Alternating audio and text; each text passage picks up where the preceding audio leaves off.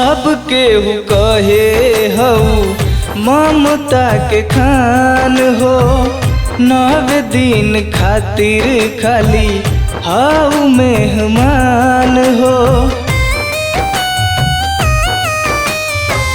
सब केहू कहे हऊ ममता के खान हो, 9 दिन खातिर खाली हऊ मेहमान हो। हमके बाबा ना देवेला फुसलाई माई हो, हमके बाबा ना देवेला फुसलाई माई हो। अपना घर में लिहब बैठाई बाकी करब नाही तो आरो विदाई माई हो। अपना घर में लिहब बैठाई बाकी करब नाही तो आरो विदाई माई हो।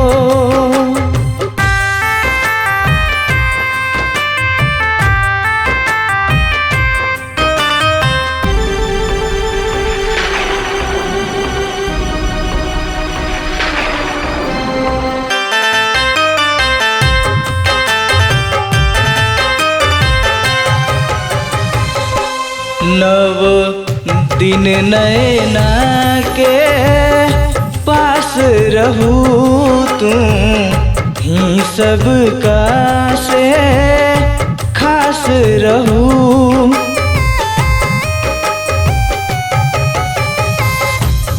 नव दिन नैना के पास रहू तू ही सबका से खास रहू। तब कैसे के हो जईबू पराई माई हो, तब कैसे के हो जईबू पराई माई हो। अपना घर में लिहब बैठाई बाकी करब नहीं तो आरो विदाई माई हो। अपना घर में लिहब बैठाई बाकी करब नहीं तो आरो विदाई माई हो।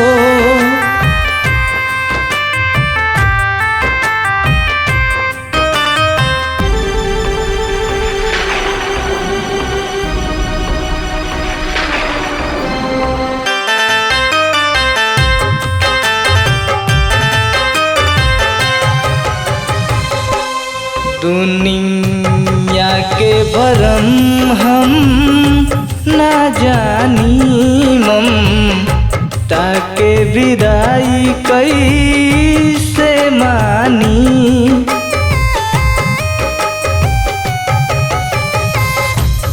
दुनिया के भरम हम ना जानी ममता के विदाई कैसे मानी। कवन दिहल निर्दयिया बनाई माई हो, कवन दिहल निर्दयिया बनाई माई हो।